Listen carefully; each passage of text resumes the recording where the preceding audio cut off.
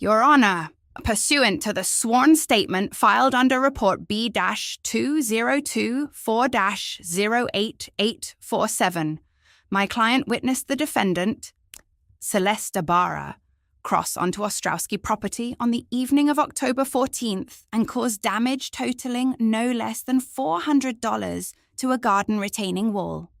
My name is Celeste. I am 44 years old, and I have been a senior project manager at Meridian Logistics for 6 years. Work that pays $78,000 a year, with pension contributions vesting in 4 more years. I have never been arrested. I have never been sued. I have never heard my name spoken in a courtroom under oath before that moment. And I sat at the defendant's table in my navy blazer, my hands folded in front of me, listening to Renee Ostrowski's attorney describe an evening that did not happen. The charge was a Class A misdemeanor, up to 1 year in county jail, a $4,000 fine. But the real cost was November, when Meridian runs the annual criminal records check on all senior project managers. A conviction meant my job was gone.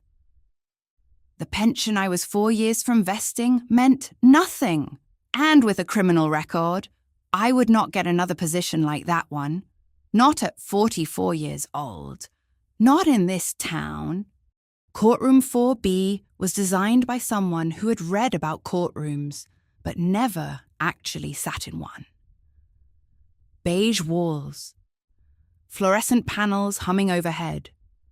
A witness stand with a microphone that squealed if you got too close. And on the defendant's side of the room, exactly one functioning electrical outlet. A beige socket tucked behind the bailiff's chair. So far from the table that my attorney had measured it beforehand and told me we would have to stage a scene just to reach it. The bailiff's name was Marcus. Thin and precise, with the posture of a man who had stood at attention for 30 years.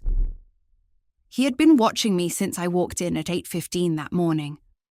Not unkindly, but with the understanding that his job was to make sure nothing unexpected happened. When my attorney asked if there was any way to access the outlet for the laptop, Marcus did not sigh. He did not pause. He rolled his chair backward, the metal legs screeching against the tile floor, a sound that echoed through the entire room like an announcement, and slid himself 18 inches to the left. The outlet was accessible. I set the laptop on the table in front of me. And that was the moment everything Renee Ostrowski had tried to build began to collapse, because she did not know that I had something to show. She did not know that I had been waiting 6 weeks for a chance to press play. She was sitting at the plaintiff's table in a grey pantsuit and confidence, certain that a misdemeanor charge would be enough to make me disappear.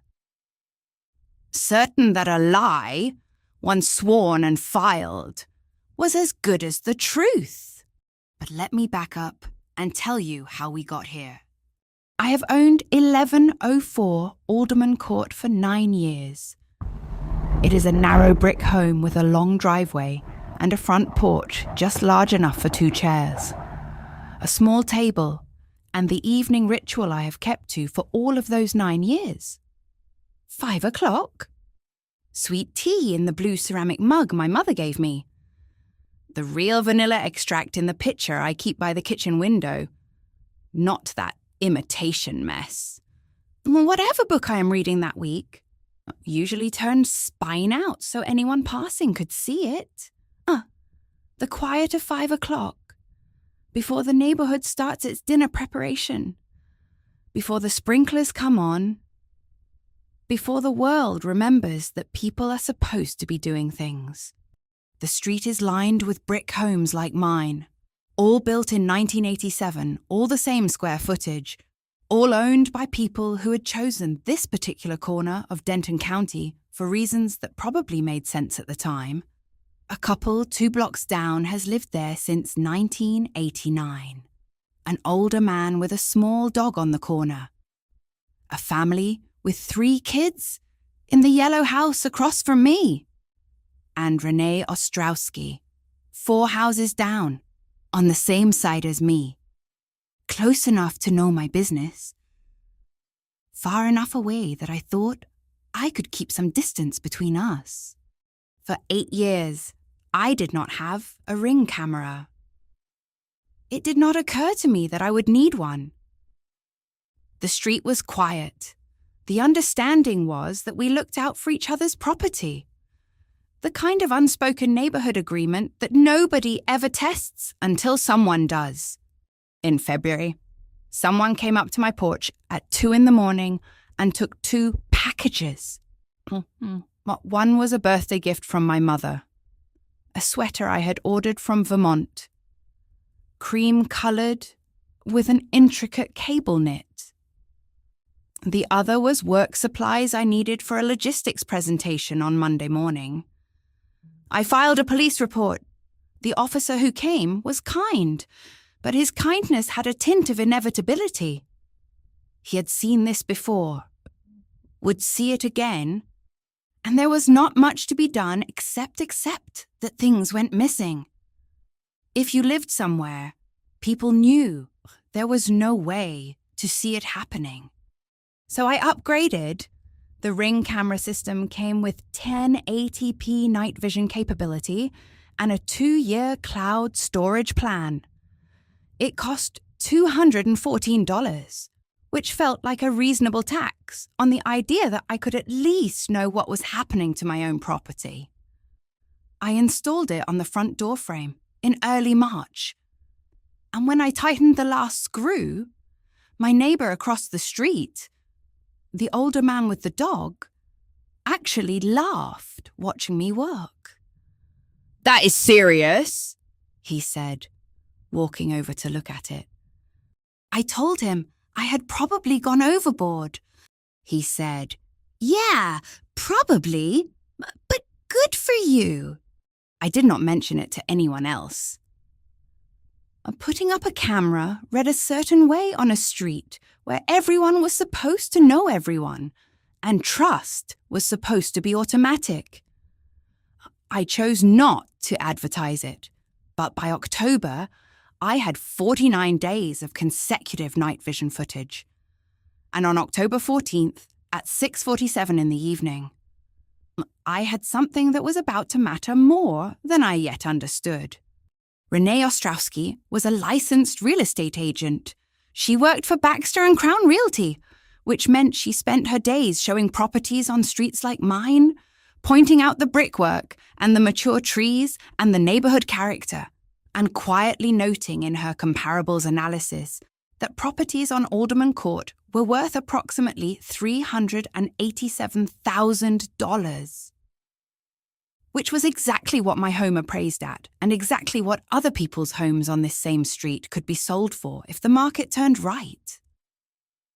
She had always been cordial to me. The kind of friendliness that had an edge underneath it. Like she was assessing me rather than knowing me. In the year leading up to October, that edge had gotten sharper.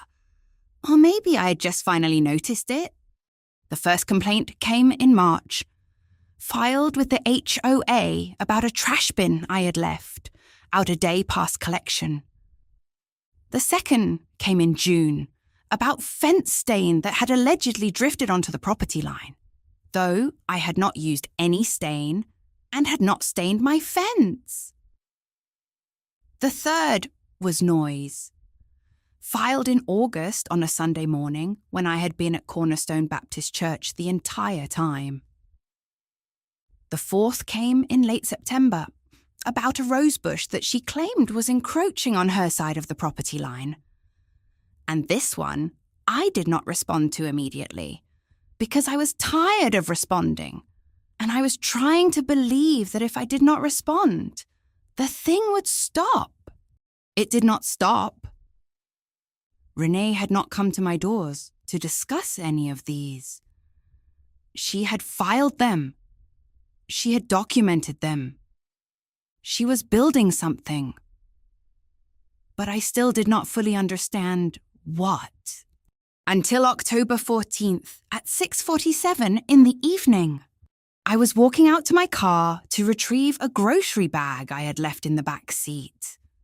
Sweet potatoes I had picked up from the farmer's market. The good yams, not the ones from the regular store. Renee was in her own yard, and she looked at me crossing the driveway, and her voice came across the space between us with an accusation already formed. "Those vines," she said. "You are letting them encroach on my side."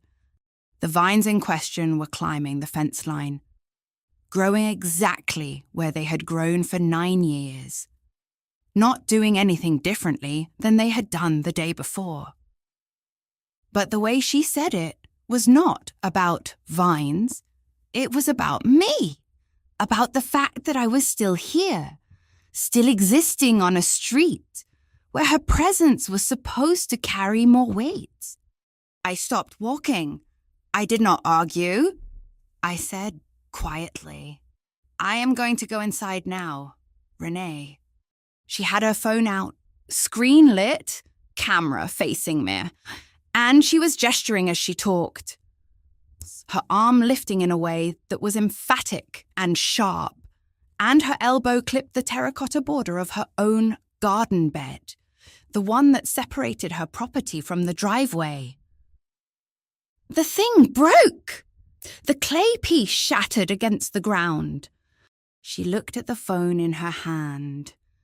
She looked at the broken pottery. She looked at me. And then she did the thing I would not fully understand until 6 weeks later, in a courtroom. When I saw the metadata on her video file, she was recording the moment she broke her own property and planning to blame it on me. I went inside. I put the sweet potatoes on the counter. I sat at my kitchen table for maybe 5 minutes without moving. And then I got up and made a cup of coffee. The community chicory kind I grew up drinking in Louisiana before I moved to Atlanta. The real thing with the bitter undertone that tastes like home. And I tried to believe it was over. 3 days later, a sheriff's deputy knocked on my door at 7:20 on a Thursday morning. He read me my rights relative to a complaint. He handed me a summons. Report B-2024-08847, he said. You have been charged with damaging another person's property. Court date 6 weeks out. That evening, I sat at my kitchen table with the printed report in front of me. Renee's sworn statement highlighted in 3 colors. Trying to understand how someone could write down something she knew was false and sign her name to it. How she could describe a 7:15 p.m. incident when I had received the summons 6 weeks later. How she could write. There are no recording devices in the immediate area.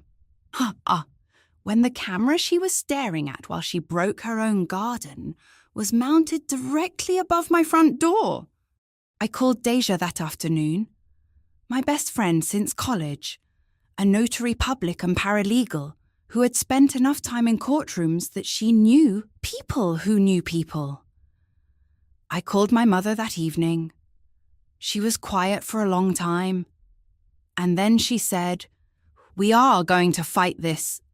And I called a criminal defense attorney at 9:47 the next morning, after I had calculated what a misdemeanor conviction would cost me and what a plea deal would cost me, and determined that both of those things were unacceptable. Nadine Cartwright Banks picked up because Deja had already texted her. When I described what was in the report, Renee's description of an incident that did not happen, of her stepping onto my property when she had not, of $400 in damage she had caused herself. Nadine listened carefully. And then she asked me the question that changed everything. Do you have any evidence of your own? I have a ring camera, I said. There was a pause. And then Nadine said something that I would hold on to for the next 6 weeks. Tell me everything it saw. That evening, I opened my banking app and stared at the $2,400 I was about to transfer to Nadine's retainer account. It was 3 months of car payments. It was my emergency fund, the buffer I had built for actual emergencies. Job loss, medical crisis, the kind of thing I had trained myself to prepare for and hope never came. I transferred it because I had already memorized the report number. I had already calculated what a conviction would cost me. And I had already decided, with a clarity that surprised me, that I was not going to accept this. I was not going to take a plea deal. I was not going to choose peace over truth, the way I always had before. I was going to sit in a courtroom, and I was going to prove it. The rest of this, and the 5 weeks of investigation, the night I could not sleep, the moment I understood that Renee had not acted alone but had coordinated with others, all of that is the machinery of how a woman who has always de-escalated finally reaches the limit of what she will accept. But the real story starts on January 23rd in courtroom 4B, with a bailiff sliding his chair 18 inches to the left and me setting down a laptop on a table in front of a judge. I need to write a 3,200-word section that establishes Celeste's 9 years on Alderman Court and shows Renee's escalating campaign of HOA complaints across 12 months. This section plants the seeds of what becomes a deliberate pattern, building to the moment Celeste realizes she's not dealing with a neighbor dispute. She's dealing with a campaign. Alderman Court is a quiet street in a neighborhood that has not changed much since 1987, when all the brick homes were built at the same time by the same developer, each one a variation on the same floor plan, each one carrying the promise that you could build a life here and it would stay built. I bought I-1104 Alderman Court 9 years ago with money I had saved for 6 years working at Meridian Logistics. Not a dramatic sum, but disciplined. $200,000 down, a mortgage that would be paid off in 23 years. The paperwork took 4 hours. The real estate agent, not Renee, someone from another firm, asked if I wanted to walk through one more time before closing. And I said no. I knew what I was buying. I knew what it meant. For the first 8 years, the street was exactly what I thought it would be. Quiet, ordinary. The kind of place where you knew your neighbors without needing to be friends with them. The couple 2 blocks down had lived there since 1989. An older man with a small dog on the corner. Kept to himself. Watered his lawn on Tuesday and Friday evenings like clockwork. A family with 3 children in the yellow house across from me. Kids who rode bikes up and down the pavement on summer afternoons. Parents who waved when backing out of the driveway. It was the kind of street where things happened slowly. And most of those things were good. My evening routine became a constant, almost immediately. 5 o'clock, I would drop my laptop bag at the front door, change out of my work clothes, and settle into the chair on the porch with a glass of sweet tea. The real thing, made in a pitcher. Not iced, never iced, with 2 sugars and a squeeze of lemon if I had it. The blue ceramic mug that had belonged to my mother. And before her, I think, to her mother. I would sit there until the light started to go soft, reading or just watching the streets settle into evening. It was the place where I let the day go. The place where I became something other than a senior project manager. In March of my 9th year, a woman named Renee Ostrowski came to live 4 houses down on the same side of the street. She was tall, blonde, and carried herself with the certainty of someone who had never encountered a room where she was not the most important person in it. She worked as a licensed real estate agent for Baxter and Crown Realty, which meant she spent her days walking other people's properties and explaining to potential buyers why one brick home on one quiet street was worth slightly more than an identical brick home on another quiet street. She smiled at the block party that June, a wide practice smile that did not reach her eyes.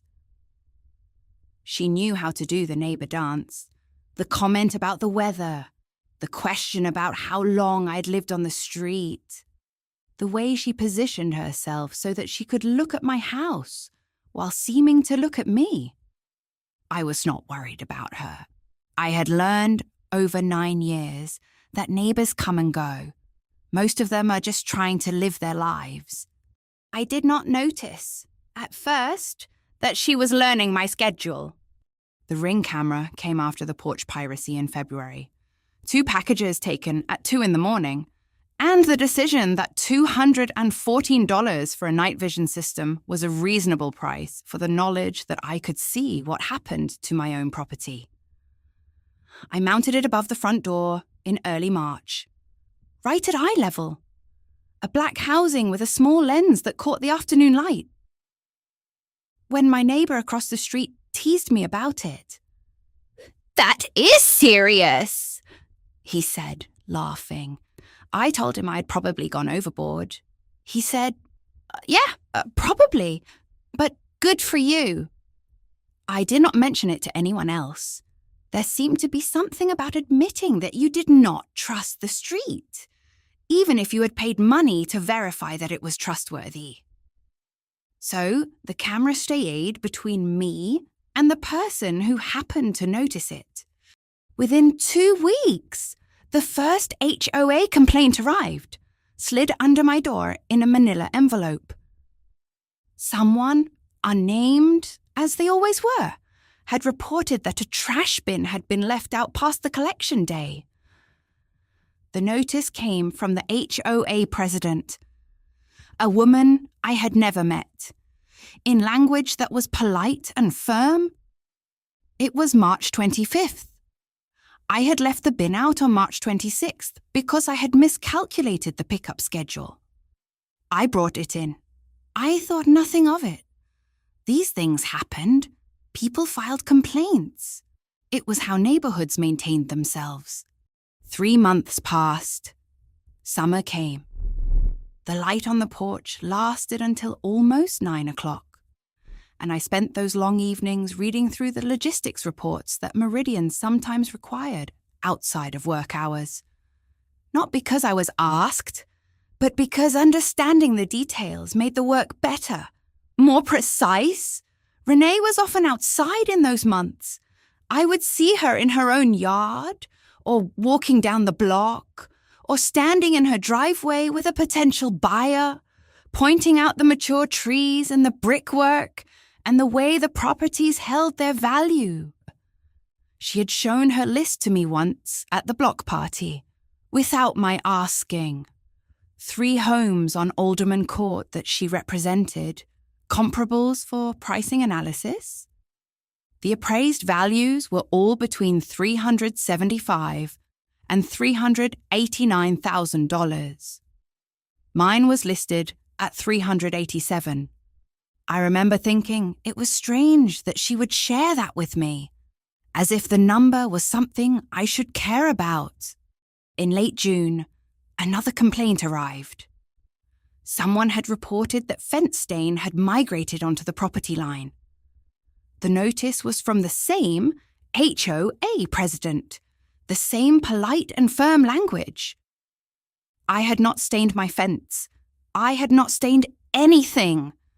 I called the HOA office and asked for clarification. May and a woman named Patricia told me that the complainant was anonymous, that if I wanted to address the issue, I could contact a fence specialist, and that they would follow up in 30 days to confirm the stain was gone. The stain, as far as I could tell, had never been there.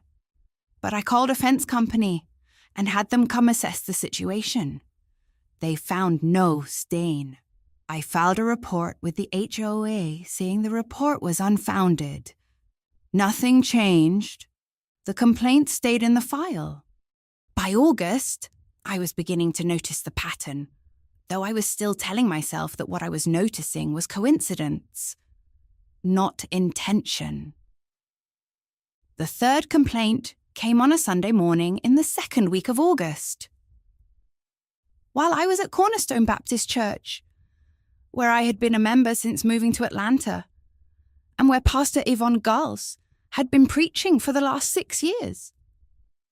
The complaint alleged noise disturbance at an unspecified time on an unspecified date. I had hosted no one. I had held no parties. I had not made noise. I called the HOA and asked if they could provide any details. And Patricia, who by now recognized my voice, said that the complainant had provided no specific information. And without specifics, there was nothing to dispute. I asked if there was a way to find out who had filed it. She said that complainants were protected by anonymity. I asked if I could file a counter-complaint against a false report. She said that would likely not be productive. That Sunday, sitting in the pews at Cornerstone Baptist, listening to Pastor Yvonne preach about the difference between patience and surrender, I leaned over to Deja, who was sitting beside me, and whispered that I thought someone on my street was filing complaints about me. Deja looked at me with the expression of someone who had seen patterns that I had not yet learned to see. And she said, quietly, "Then you need to start keeping records of everything. Write down the dates, save the notices, make copies." I did. By that afternoon, I had created a folder on my laptop titled HOA Complaints, with scanned copies of the first 3 notices, the dates they were received, and notes about what they alleged. September brought the 4th complaint, and with it, the moment I finally understood what was happening. It came on a Sunday afternoon, the 2nd week of September, slid under my door in the same manila envelope from the same HOA president. This time, the complaint alleged that a rosebush in my front yard was encroaching on the Ostrowski property line and causing damage to Renee's landscaping. The complaint was dated September 17th. I had owned the rosebush for 9 years. It had not grown or changed. It was not touching the property line. A surveyor was not required to know that 30 inches of chain-link fence separated my yard from the space I shared with Renee. I did not call Patricia. I did not file a counter-complaint. I sat at my kitchen table with the notice in front of me and did the math that I should have done weeks earlier. March, trash bin, which I had left out one day too long. June, fence stain, which did not exist. August, noise complaint, which was not real. September, rosebush complaint, which was not real. 4 complaints in 6 months. 4 different violations.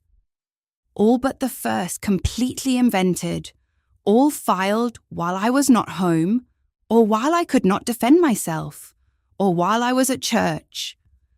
I pulled up the HOA documentation and looked at the names of the complainants. But they were all listed as anonymous. I pulled up the file on the notice itself and saw that it had come from the same address as the complaints before it. Not the HOA office, but someone's personal correspondence. The handwriting was typed, not handwritten, so there was no way to verify who had sent it. And then I understood. This was not one neighbor reacting to one thing. This was someone building a file, someone documenting a pattern, someone creating a record of problems, real or invented, that could be presented to the HOA or the police or anyone else who might be persuaded that a woman living alone on a quiet street was someone who could not be trusted. I called Pastor Yvonne that evening. She was in her office at Cornerstone Baptist, preparing the next week's sermon. I told her what I had figured out, and I told her that I did not know what to do with that knowledge. She listened to me for several minutes without interrupting. And then she said, very quietly, "Baby, you need to understand something. Sometimes people do not react to what you do.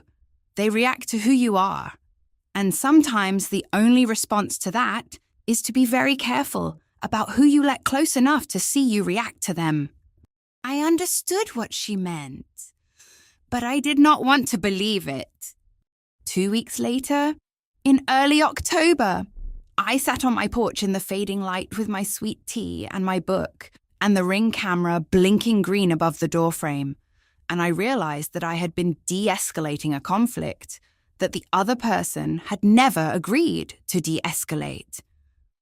I had been trying to make space for Renee's resentment, assuming that if I just did not give her ammunition, she would stop shooting.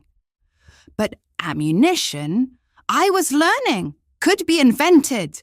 Conflict could be built from nothing. A person could decide that they did not like you on the first day they met you, because of the way you existed on a street they had decided belonged to a particular kind of person, and then spend months documenting reasons why you should not be here. I did not know yet that on October 14th, those months of building would reach their culmination. I did not know that Renee would cross my driveway with a phone already recording, ready to film evidence of a crime she was about to commit. I did not know that I would spend 6 weeks fighting for the right to keep the job I had built, the home I had earned, the life I had chosen on a quiet street that had never belonged to anyone but me. All I knew, sitting on my porch as the light went soft, was that the pattern was real, the campaign was real, and for the first time in 9 years on Alderman Court, I did not feel safe. It was 6:47 in the evening on October 14th when I walked out to my car to retrieve the grocery bag I had left in the back seat. The sun was starting its downward slide. The light still bright enough to see clearly, but with that particular quality of early evening in October, when the air begins to shift temperature and the street settles into a different rhythm. I had come home from work 40 minutes earlier, changed out of my blazer, and remembered the sweet potatoes I had picked up from the farmer's market. The good yams, not the ones from the regular store, is still sitting where I had tossed them when I rushed inside to use the bathroom and check my email. I was planning to make them into something later. Maybe roasted with brown sugar and a little cinnamon, the way my mother had taught me years ago. First, I had to retrieve them before they got warm. The driveway was empty. Renee's car was in her garage. Doors closed. I could see the back of her house from where I stood at the open car door, the line of her property fence running parallel to the edge of the driveway. The vines she had mentioned in the HOA complaint were climbing the fence in the same place they had climbed it for 9 years, growing at the same slow rate, causing harm to no one. I opened the back door of my car and leaned in to pull the grocery bag toward me. That was when Renee's voice came across the yard. Not from the fence line, but from inside her yard, her tone already sharp before I had registered what she was actually saying. "Those vines! You are letting them encroach on my side." I straightened up, the grocery bag in my hand. I could see her now, standing in her yard, maybe 20 feet away, near the garden bed that ran along the fence. She was looking directly at me, and her face had the expression of someone who had been waiting for this moment, who had rehearsed what she would say. Not the friendly neighbor expression from the block party. Something else entirely. I did not argue about the vines. I did not walk over to the fence and point out that I had a survey that documented the property line. I did not raise my voice or match her tone. I simply said, very quietly and very flatly, "I'm going to go inside now. Renee." I turned back to my car to close the door. That was when she moved. She came from her yard toward the driveway approach, the strip of pavement that ran between our two properties. Her phone was already in her hand, the screen lit, and I could see it was pointed at me. Yeah, her voice was rising now, but I was not tracking what she was saying anymore. I was tracking the fact that she had come onto the shared space of the driveway with a camera running, which told me that this was not a spontaneous complaint about vines. This was something she had decided to document. She was gesturing as she spoke, her arm lifting in sharp, emphatic movements.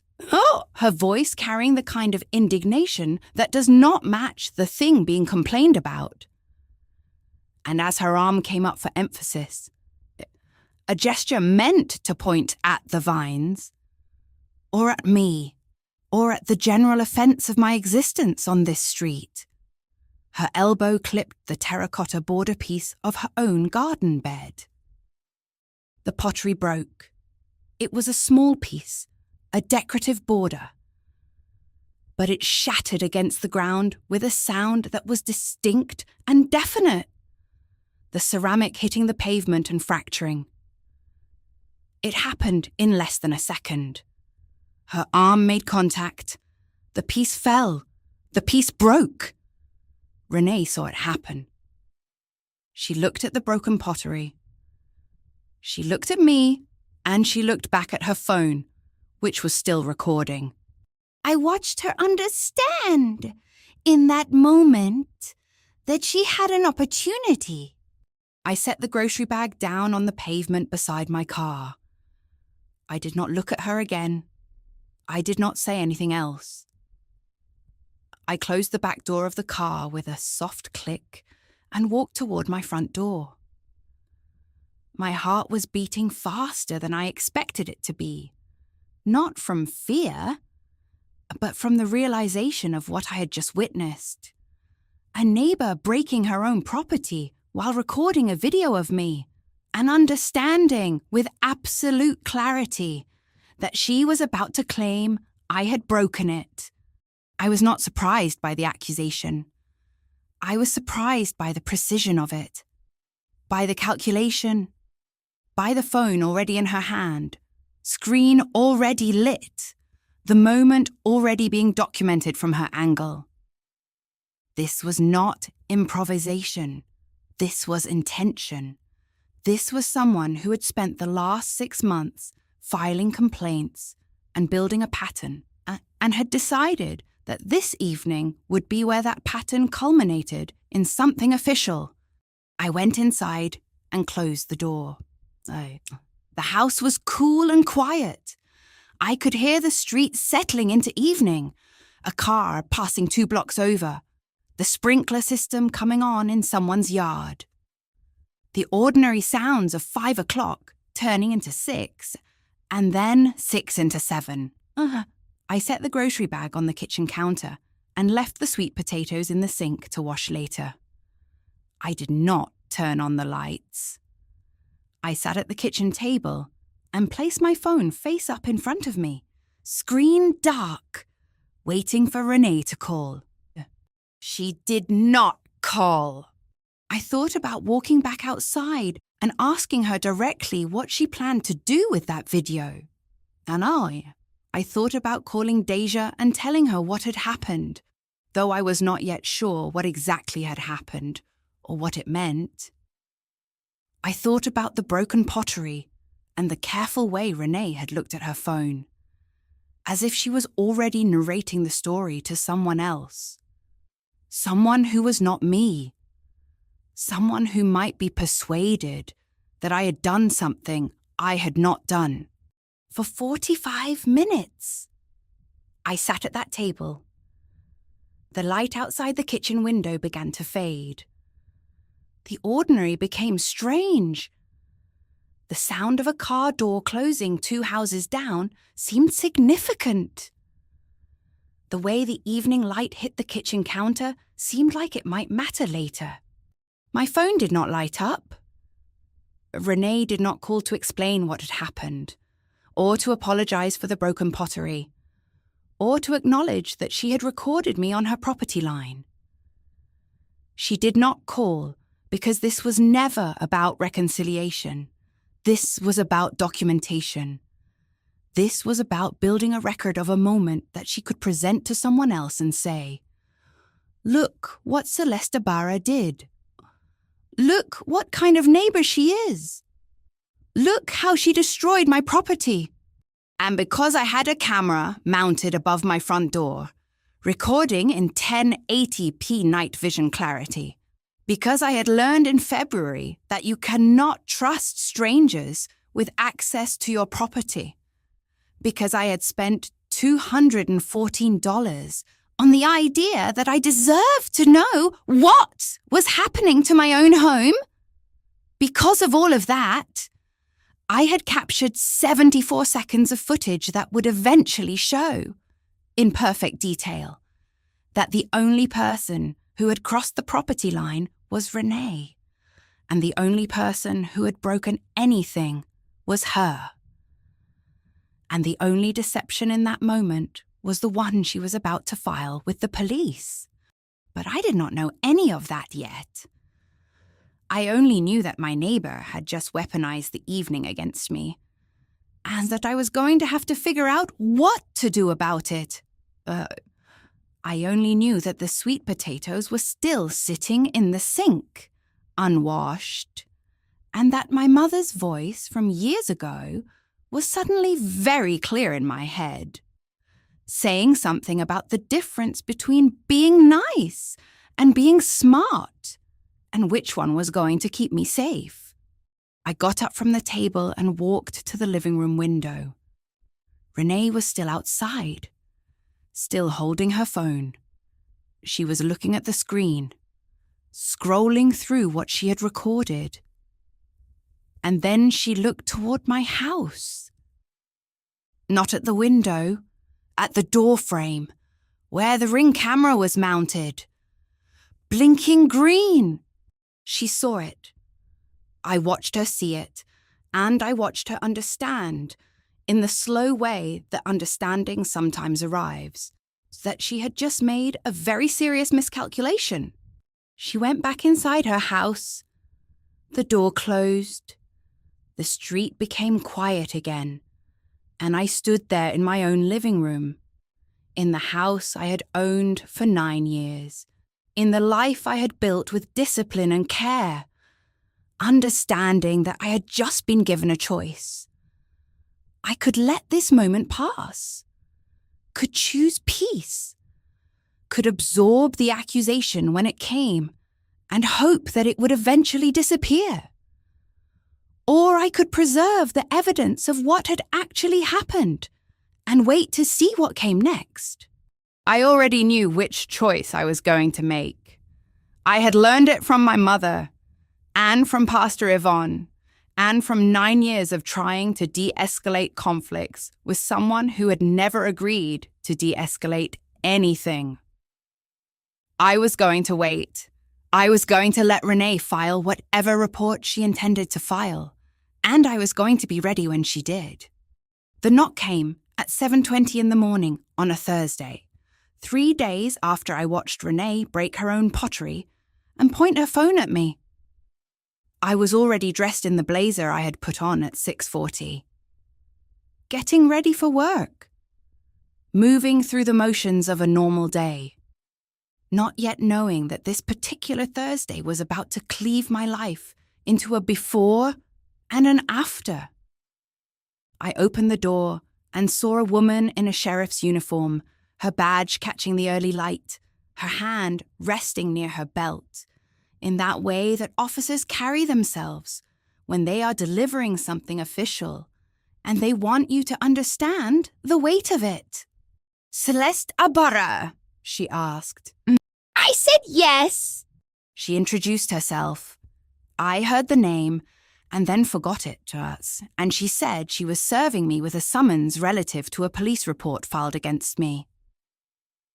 She read me my rights. I had heard rights read on television shows, had never expected to hear them on my own doorstep at 7 in the morning, in a blazer I had put on an hour earlier, when everything was still ordinary. She handed me a printed document and told me the court date would be scheduled and I would receive notice in the mail. She asked if I had any questions. I did not. I did not know what questions to ask. The summons was thin, formal, stamped with the official seal of Denton County. The report number was listed at the top, B-2024-08847. I read it once while standing in my doorway. I read it again while the deputy was still standing there. I memorized the number before she had finished backing down my driveway. The way you memorize something that you know will matter, that you will say out loud many times before this is over. I called in to Meridian Logistics at 7:35. I told my supervisor that I had a family emergency and would not be in that day. I did not explain. I did not cry. I went back inside and I sat at my kitchen table and I waited for the formal copy of the report to arrive by mail. It came at 2 in the afternoon, and I opened it the way you open something you are afraid to read, which is to say, very carefully, with the understanding that the information inside was going to change things. Renee's sworn statement was printed on official forms, signed and dated, filed with the Denton County Sheriff's Office. I pulled out a yellow highlighter and started reading line by line. I witnessed the defendant, Celeste Ibarra, cross onto Ostrowski property on the evening of October 14th. Highlighted. At approximately 7:15 p.m. Highlighted. The defendant caused damage to a garden retaining wall. The cost of repair estimated at $400. Highlighted. There are no recording devices in the immediate area. Highlighted. I sat back and looked at those 4 lines, unmarked by anything but the yellow of the highlighter. And something in my voice changed. The warmth that had carried me through the day, the composure of someone who was handling a shock, drained away. What replaced it was not anger, not yet. It was clarity. It was the cold realization that Renee had sworn under oath to 4 separate falsehoods, and that the official machinery of the county was now set in motion to act on those falsehoods, as if they were true. I did the math. October 14th. 6:47 p.m. was the actual time. 7:15 p.m. was what she had written. By 28 minutes. 28 minutes between the moment she broke her own pottery and the time she claimed the incident happened. That gap was not an honest mistake. That gap was intention. That gap was someone who had had time to think. Time to decide what story would hold up, Time to align her narrative with whatever timeline would be most believable. I called Deja first. She picked up on the second ring, the way best friends answer when something in your voice tells them that this is not a regular call. I told her what had happened. I told her the report number. I told her the charge. She was quiet for 5 seconds. And then she said, "Where is the documentation? Do you have the paperwork in front of you right now?" I did.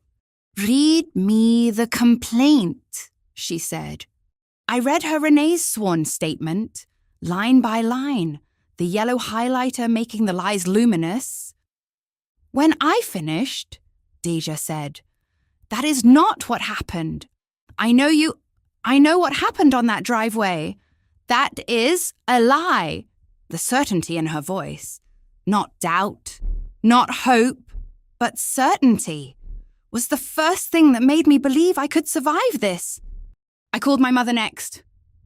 She was at work, but she answered anyway. I told her what had happened. I told her the charge and the potential jail time and the threat to my job. I told her that I had done nothing wrong and that Renee had filed a false report and that I did not know what to do. My mother was quiet for a moment. Then she said, "You know what you do. You do what we do. You stand. You do not let her take what is yours. You stand." By 9 o'clock that evening, I had decided to hire a lawyer. I did not know any criminal defense attorneys. Deja did. At 9:47 p.m., I called Nadine Cartwright Banks, who had practiced criminal defense for 14 years and who picked up because Deja had already texted her that I would be calling.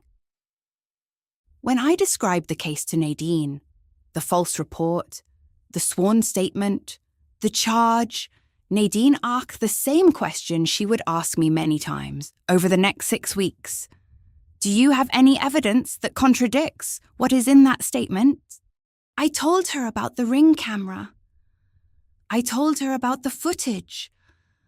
I told her that I had captured everything, that I had the timestamp, that I had proof of what actually happened. "How long is the footage?" Nadine asked. 74 seconds, I said. There was a pause. Then Nadine said, "Bring it to my office tomorrow. We will take it from there." I opened my banking app that night at 11 o'clock. The retainer for criminal defense was $2,400. It was 3 months of car payments. It was the buffer I had built for actual emergencies. Things like job loss or medical crisis. The kind of catastrophe you plan for and pray does not come. But this was a catastrophe that had arrived anyway, and I was going to have to pay to prove that the catastrophe was not my fault. I looked at the balance in my checking account. I looked at the amount I was about to transfer. And I did not hesitate. Not because the money was easy to part with. Not because it did not hurt to watch the balance shift. But because I had already memorized the report number, and I already understood the arithmetic of what a conviction would cost me. And I had already decided that I was not going to let someone else's lie determine the rest of my life.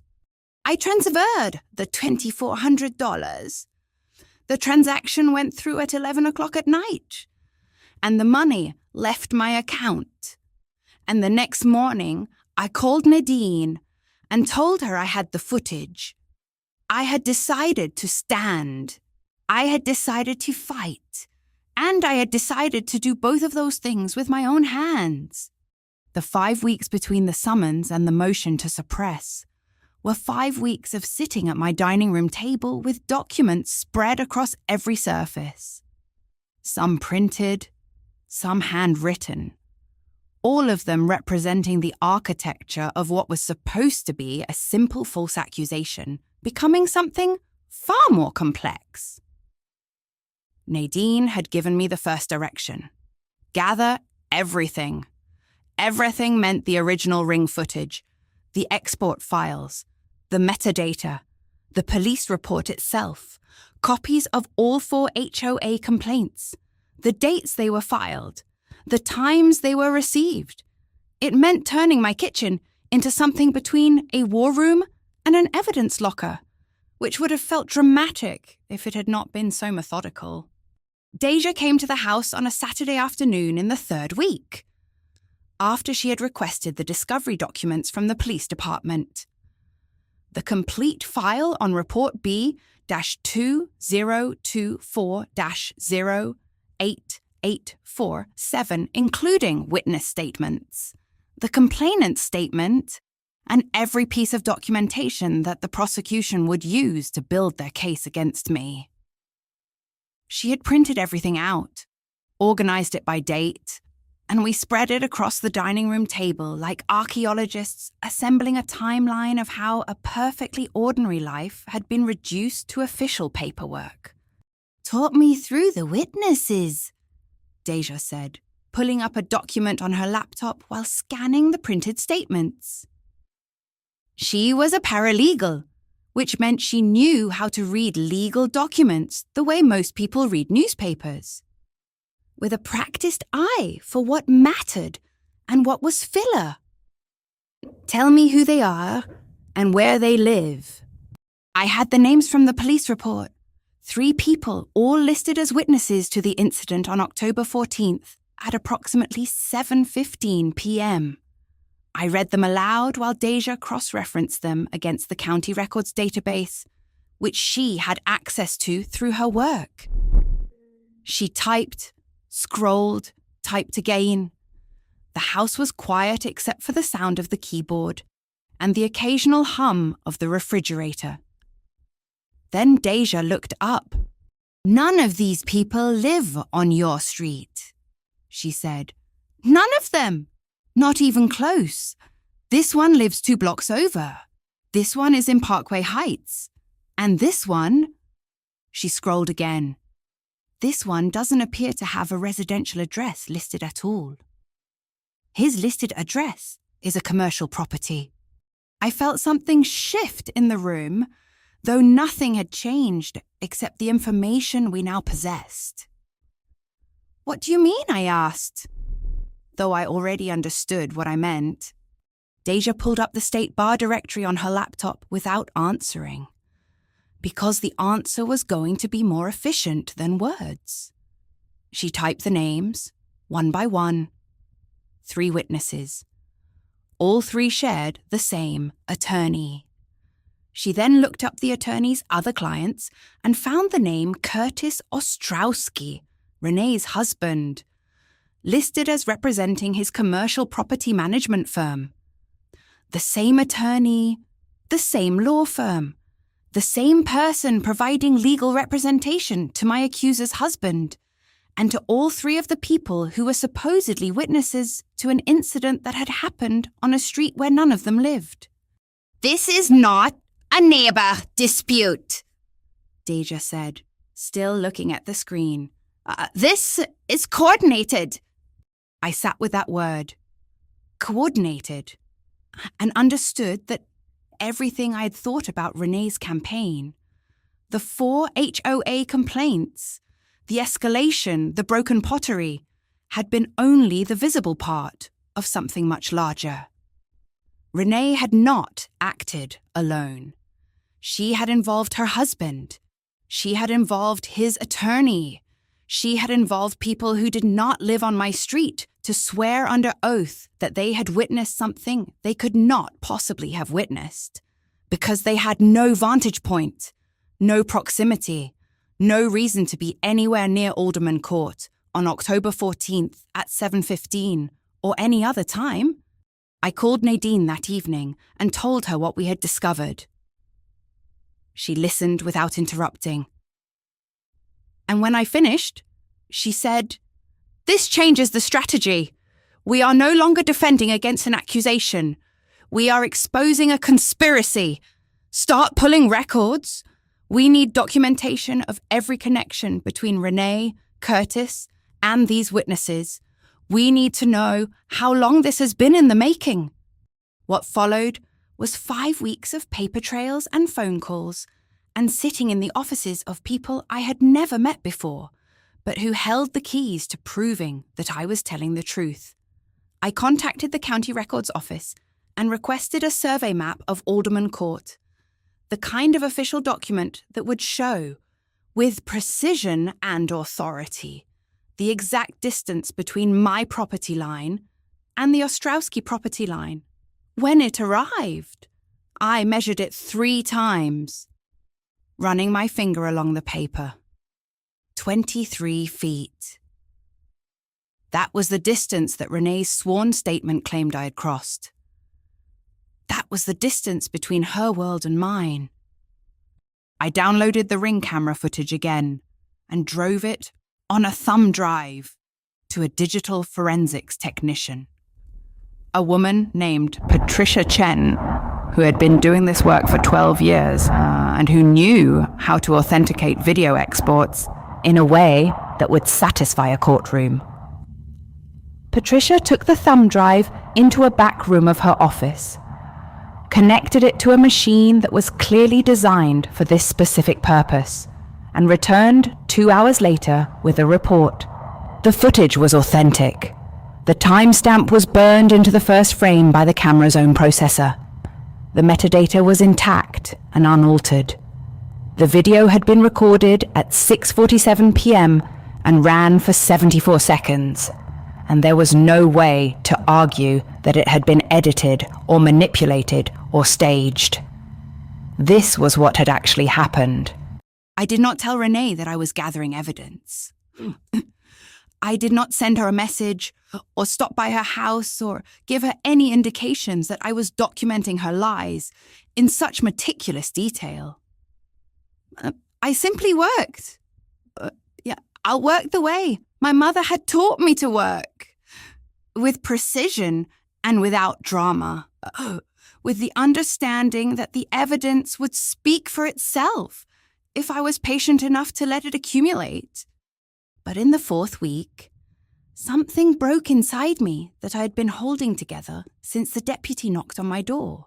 I went to Cornerstone Baptist on a Sunday morning, and I sat in the pews while Pastor Yvonne preached a sermon about truth and what it cost to speak it. At the end of the service, when everyone else was standing and singing and preparing to leave, I sat motionless in my seat. Pastor Yvonne saw me, and after the service ended, she walked back to where I was still sitting. She did not ask what was wrong. She simply placed her hand on my shoulder, a hand that had comforted dozens of people in dozens of crises, and that now carried the weight of someone who had seen what I was carrying and understood its shape. "You already know the answer to this, baby," Pastor Yvonne said quietly, so that only I could hear her. "You just need to trust that the truth can hold its own weight." I wanted to tell her that I did not know the answer, that I was terrified of what would happen if the court did not believe me, if the judge decided that 3 fabricated witnesses were somehow credible, if the evidence I had gathered was deemed inadmissible for some legal technicality I did not yet understand. I wanted to tell her that I had spent 5 weeks documenting something that should have been obvious, that I had not crossed my neighbor's property line, that I had not damaged her garden, that she had broken her own pottery and recorded it and decided to weaponize the recording. I wanted to tell her that all of this evidence felt fragile, even though it was not. Instead, I said, "I am afraid of losing." Pastor Yvonne squeezed my shoulder. "You are afraid of what losing would mean, but you have already won something. You have already collected the truth and documented it and preserved it. What you do with it now, That is the part that matters. That is the part that is yours to choose. By the end of the 5th week, I had a folder on my laptop titled Evidence, Case B-2024-08847 that contained the authenticated video footage, the forensics report, the survey map, the county records showing the witness addresses, the documentation of the shared attorney between Renee's husband and all 3 witnesses, and printed copies of every document that Renee had filed with the HOA over the previous year. I had a printed timeline of the escalation. I had a record of exactly what her sworn statement claimed and exactly what my footage showed. I had everything I needed to prove that I was not guilty of a crime that had never happened, and that Renee had orchestrated something far worse than a neighborly dispute. I had evidence of premeditation, of coordination, of witnesses who had been persuaded, through what leverage or promise I did not yet know, to swear under oath to things they could not have witnessed. And I had discovered something else.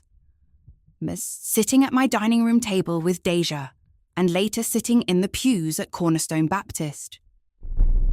I had discovered that I was capable of collecting evidence without hysteria, of building a case without vindictiveness, of preparing for a fight with the precision of someone who knew that the outcome would be determined by facts, not by emotion. Nadine had told me, when I brought her the evidence, that we were in a good position. Better than good. The 3 witnesses could be challenged on cross-examination. No one could explain how people who lived in different parts of the county could have witnessed an incident on a residential street where they had no connection, no family, no reason to be present. The survey map could be entered into evidence and would speak more clearly than any testimony about where the property line actually was. The ring footage would show, in perfect clarity, everything that had actually happened and everything that had not, and the inconsistency between Renee's sworn statement claiming 7:15 p.m. and the timestamp on the footage showing 6:47 p.m., that 28-minute gap, would sit there in the courtroom like a question Renee could not answer. I had done what I was supposed to do. I had gathered the evidence. I had documented the truth. And now I had to trust that it would be enough. Pastor Yvonne had told me to trust that the truth could hold its own weight. I was about to find out if she was right. 2 weeks before the scheduled hearing, Renee's attorney filed a motion to suppress the ring footage. The filing arrived at Nadine's office on a Tuesday afternoon, and Nadine called me at work to tell me, which meant she did not want to say it in person, which meant it was serious.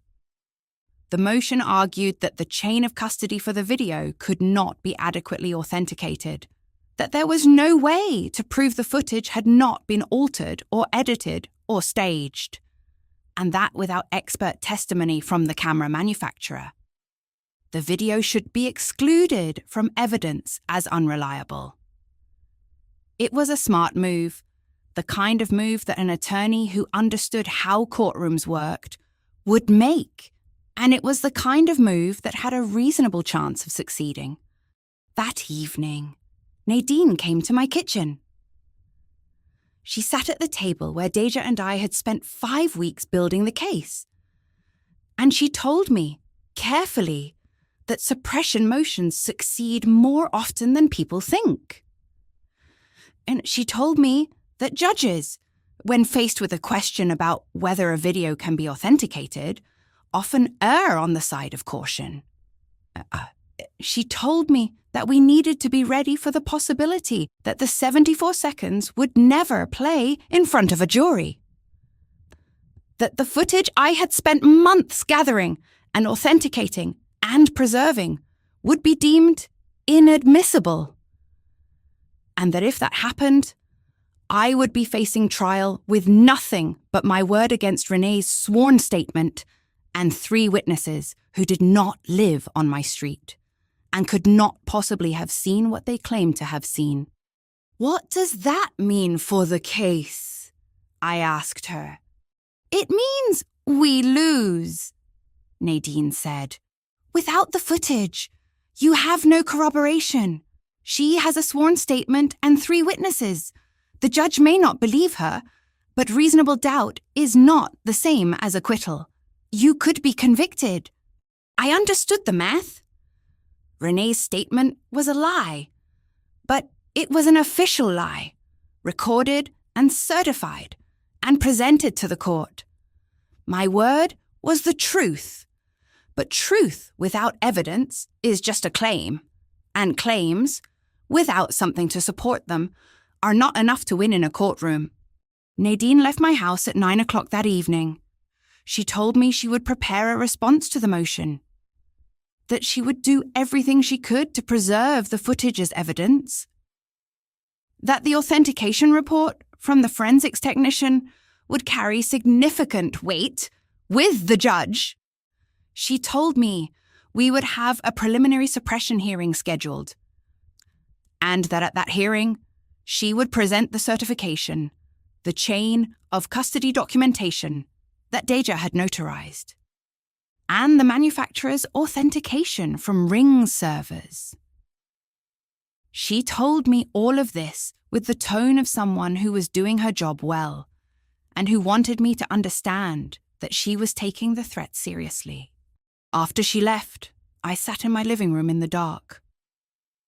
The Ring camera was mounted above the front door, visible from where I was sitting, and the small green light was blinking in its steady rhythm. Blink, blink, blink. The light that meant the camera was recording, that it was watching, that it was documenting everything that happened on my porch and my driveway and the space between my world and Renee's world. I did the math that Nadine was too professional to do out loud. Without that footage, I was exposed to a jury with only my credibility against Renee's sworn statement, against 3 witnesses, even if they lived in Parkway Heights and had no way of knowing what they claimed to know. Against the official machinery of the legal system, which preferred documented lies to undocumented truth. I sat in the dark at midnight and understood, with a clarity that felt almost physical, that I could lose this, that despite gathering evidence, despite hiring a lawyer, despite doing everything I was supposed to do, a judge could decide that my proof was inadmissible. And then I would have no proof at all. I would have to hope that a jury of strangers would believe me over a woman with a signed statement and 3 names on a witness list. And hope, I had learned over the past few weeks, was not a strategy. The suppression hearing was held on a Thursday morning 2 weeks before the trial date. Judge Miriam Solano was presiding. A woman with the bearing of someone who had sat through thousands of cases and who did not waste time on procedure when the law was clear. Nadine stood before her with a folder of documents that she had spent a week preparing, and she laid out the authentication timeline, the Ring camera manufacturer's record of the video export, showing the exact date and time the footage had been created, the digital forensic certification from Patricia Chen, documenting that the video had not been edited or altered and that the timestamp was authentic, the chain of custody documentation that Deja Merritt, a licensed notary public, had verified and stamped with her official seal. Renee's attorney listened and then made her argument that none of this proved the footage was authentic, that the manufacturer's record could have been falsified, that the forensics report could be mistaken, that there was too much room for doubt, that the only safe course was to exclude the video entirely. Judge Solano was quiet for a moment. Then Nadine did something I had not prepared for, because I did not know she was going to do it. She introduced a new piece of evidence, the metadata from Renee's own phone video, the one that Renee's attorney had submitted as counter-evidence, trying to show that I had damaged her property. The metadata showed that Renee's phone had recorded a clip from the same incident at the same time. And it showed that Renee's clip began at 6:47:04, 4 seconds after the ring footage began. 4 seconds. That was the time it took for Renee to step from her own yard onto the driveway approach. That was the time it took for her to lift her phone and start recording. And that timestamp, preserved in the metadata of her own device, by her own phone's internal clock, proved that the ring footage, which showed the exact same incident, with the exact same positioning, with Renee crossing from her yard to the driveway approach, was accurate to the second. Judge Solano looked at the timestamp on Renee's video, then back at Nadine.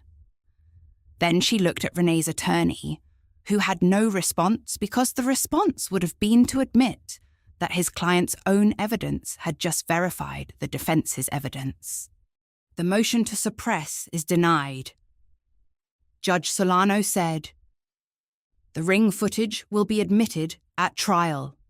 I got the call from Nadine while I was in the Meridian Logistics parking garage, sitting in my car during my lunch break. She told me the judge had denied the motion, that the footage would be allowed, that we were going to trial with our evidence intact. I thanked her. I told her I would see her at the hearing.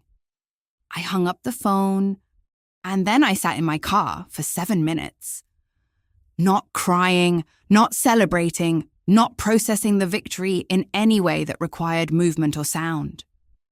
Just sitting in the driver's seat, my hands on the wheel, understanding that Renee's own attempt to document my guilt had become the proof of her lie. That 4 seconds, the time it took for her to step across a property line and lift her phone, had been preserved by her own device, and that 4-second difference had been the evidence that would allow the judge to trust the 74 seconds that came after it. I had not lost. The footage would play. The truth would enter the courtroom, and Renee would have to sit and listen while Judge Solano watched what actually happened on October 14th at 6:47 in the evening. I had 7 minutes sitting in that car to prepare for what came next. 7 minutes before I had to go back inside and be a senior project manager again. Before I had to pretend that the case was not consuming every available space in my mind. Before I had to sit through meetings and logistics reviews and pretend that my life had not been reduced to a date and a report number and 74 seconds of footage. 7 minutes was enough. I arrived at Denton County Municipal Court at 8:15 in the morning on January 23rd. My mother had pressed my navy blazer the night before, the same blazer I had worn when the deputy delivered the summons 3 months earlier. She had not said anything while she pressed it. Just moved the iron across the fabric with the precision of someone who understood that small preparations matter. That the way you present yourself to the world carries weight in rooms where strangers decide your fate. I wore my hair pulled back. I wore low heels. I carried a leather bag that had belonged to my grandmother, the kind of bag that looked like it contained important things, which it did. My identification, my wallet, my phone on silent, and the knowledge of what was about to happen. The courthouse hallway was the colour of institutional buildings everywhere. beige walls, fluorescent lights, the sound of shoes on polished floors. Nadine was waiting for me outside courtroom 4B. She was wearing a charcoal suit and carrying a folder that held the authenticating documents, the chain of custody reports, the forensic certification, everything that had led to this moment. She did not say, "Good luck." She said, "You know what happens now. We present the evidence. We let it speak. You do not need to say anything unless I ask you to." I nodded. We walked into the courtroom, and the room organized itself around the formal geography of the law. Judge Miriam Solano was already seated at the bench, reviewing documents. The bailiff was standing near his chair, the same chair that would need to be moved 18 inches to the left to access the electrical outlet. Renee was already sitting at the plaintiff's table with her attorney, a man I had never met before, but who carried himself with the certainty of someone who had won cases before and expected to win this one. She did not look at me. Her attorney did not look at me. They were focused on what they believed they had already accomplished. The filing, the sworn statement, the 3 witnesses, the official narrative that I had damaged her property and needed to be punished. Judge Solano opened the hearing and asked Renee's attorney to present the case. He stood and delivered his opening statement with the tone of someone describing something that had already been proven true. "Your Honor, on October 14th of last year, at approximately 7:15 p.m., my client, Renee Ostrowski, witnessed the defendant, Celeste, unlawfully cross onto her property and cause damage to a garden retaining wall, the estimated cost of repair being $400. There are 3 witnesses to this incident, and my client has provided a sworn statement detailing exactly what occurred." He then presented the witness statements. 3 names, 3 sworn accounts of an incident none of them could have witnessed. 3 lies bound into the official record. "Furthermore," he continued, "there are no recording devices in the immediate area, so the defendant's claims that she has video evidence are fabricated." Nadine listened without taking notes. When he finished, she stood and delivered her response. "Your Honor, the defense does not dispute that an incident occurred on October 14th. We dispute the details, the timeline, and the characterization of what happened. We have evidence that directly contradicts the plaintiff's account, and we intend to present it now." Renee's attorney rested. The courtroom was quiet, and that was when I reached into my bag and placed the laptop on the defense table. "The bailiff saw me do it.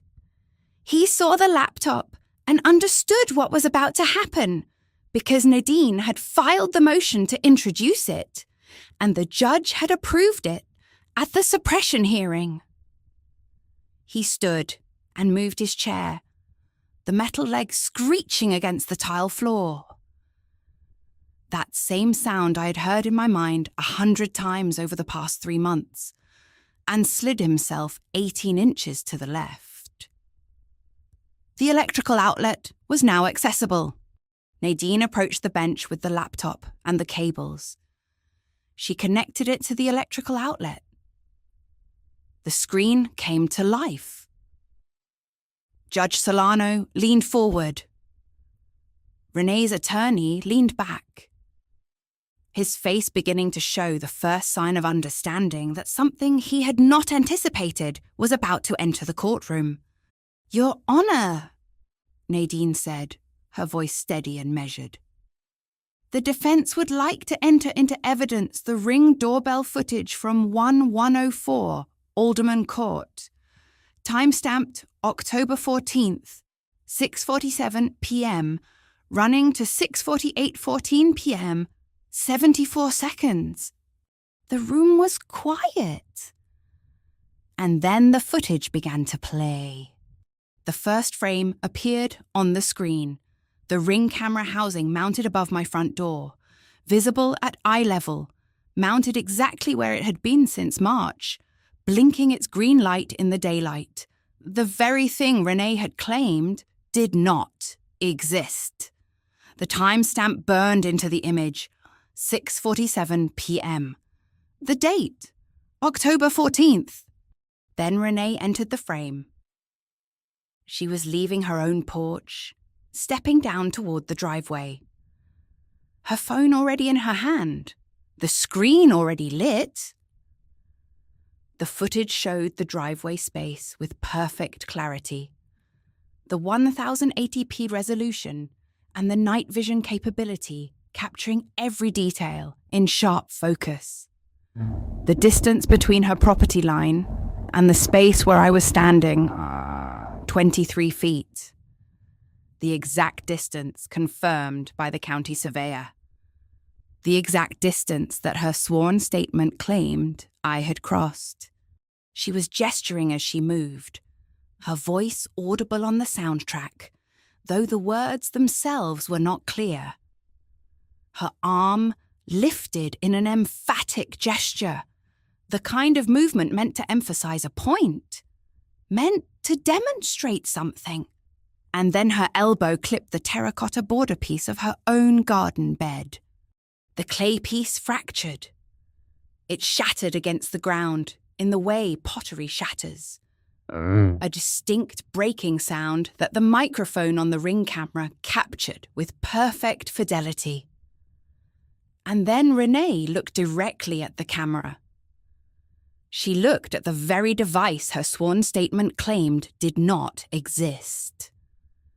She looked at it, and she understood, in the moment she saw herself on that footage, that she had made a catastrophic error. The footage continued. Renee retreated, moving backward, away from the driveway, away from the evidence of what she had done. The timestamp continued its progression. 6:47:15, 6:47:30, 6:47:45. And the footage showed, in absolute detail, that I had never crossed the property line, that I had never touched her garden, that the only person who had crossed the driveway was Renee, and the only person who had broken anything was her, breaking her own property while recording it, believing that she was documenting evidence of my guilt, when she was actually documenting her own. The footage ended. The timestamp showed 6:48:14 p.m. 74 seconds. The entire incident, from the moment Renee stepped from her porch to the moment she disappeared off camera. Captured in perfect, undeniable clarity. Judge Solano did not move. She did not ask me to speak. She did not ask Renee to respond.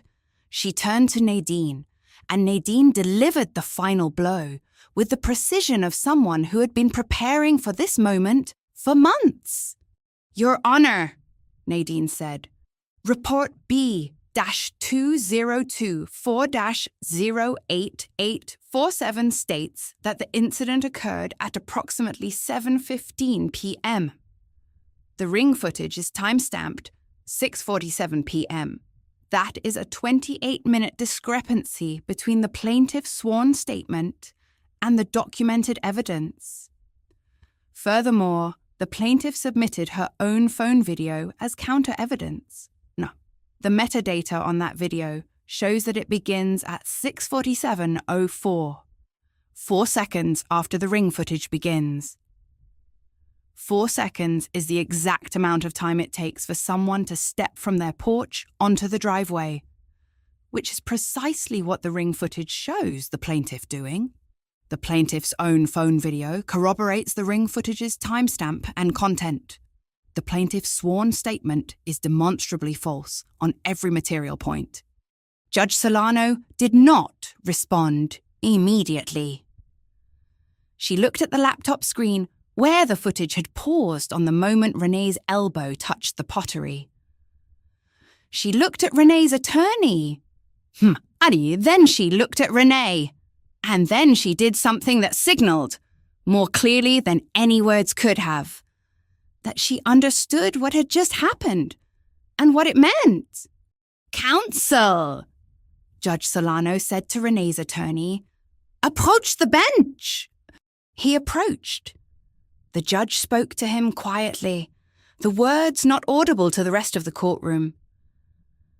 I watched his face as he listened. I watched the colour leave it.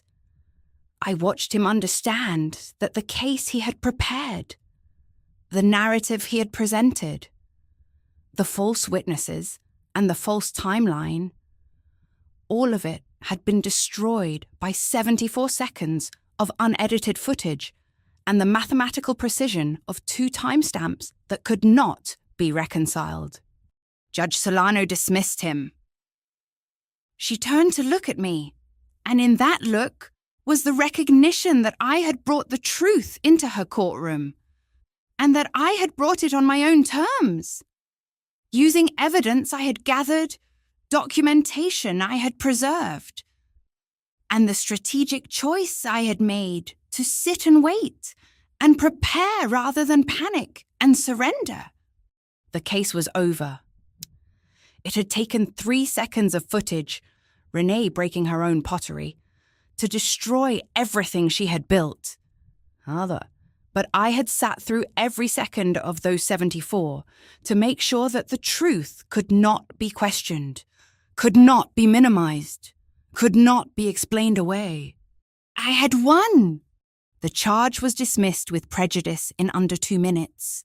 Judge Solano did not require a lengthy explanation. She had watched the footage. She had heard Nadine's statement about the timestamp discrepancy and the metadata from Renee's own phone video. She had understood, without needing anything further, that the case was not merely weak.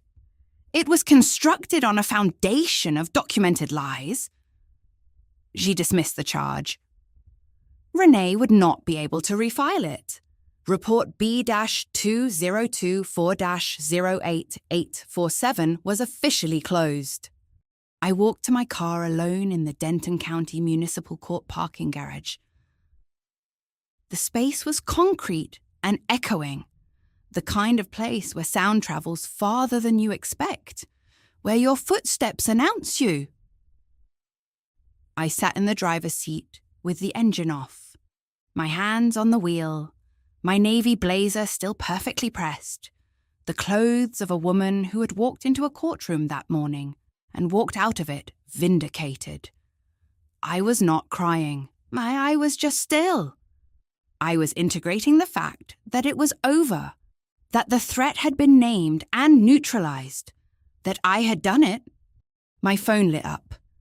A text from Nadine, time-stamped 11:42 a.m. "One of the witnesses just called the office. Says Renee told him his name was already listed. He never signed. I read it twice." The implications were larger than the message itself. One of the 3 witnesses, the people who had supposedly sworn under oath to witnessing an incident they could not possibly have witnessed, had called Nadine's office and admitted that his name had been placed on the statement without his knowledge or consent. Renee had told him his participation was already documented, that he did not need to do anything, that his name had been already added. He had never agreed to it. He had never signed anything.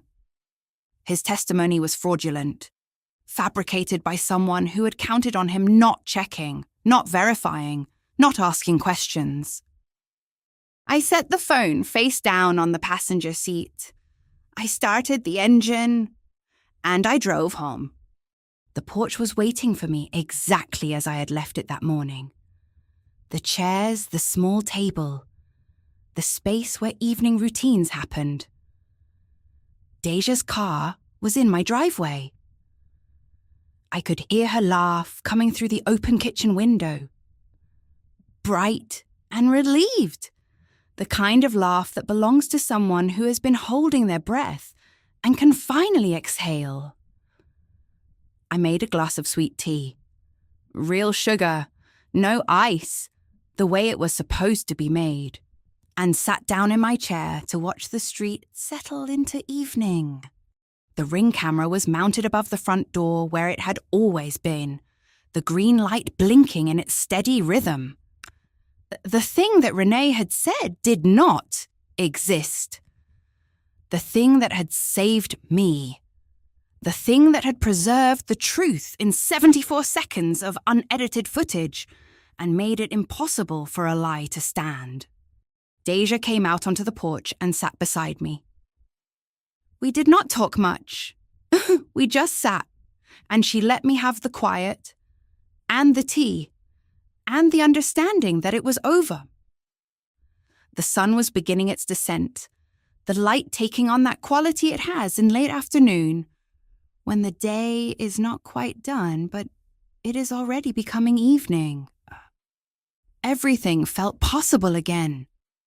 Everything felt like it belonged to me. That was when Curtis Ostrowski appeared at the edge of his property across the street. He was trimming the hedges that ran along his front lawn, the electric trimmer buzzing in his hands. He had not been at the hearing. He had chosen, as he had always chosen, to remain uninvolved, while his wife methodically coordinated a false report and fabricated witnesses and attempted to destroy my standing, my job, my peace. He had remained silent. He had remained complicit through silence. But now, standing in his own yard with the trimmer in his hands, he looked at me sitting on my porch with Deja beside me and my sweet tea in my hands and the evening light falling across my face. He looked at me and he said my name once, just Celeste, quietly, without inflection, without excuse, without anything but the acknowledgement that he knew what his wife had done and that I was still here, still standing, still unbroken. I nodded. And then I stood up and went inside the house. And I did not explain what that moment meant, because what it meant was for me to know.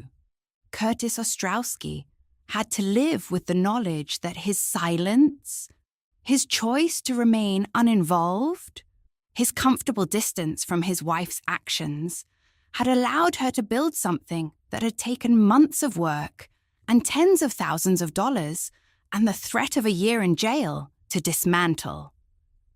He would have to live with that. He would have to decide, going forward, whether silence was still available to him or whether what he had witnessed had changed something inside him about the cost of staying quiet.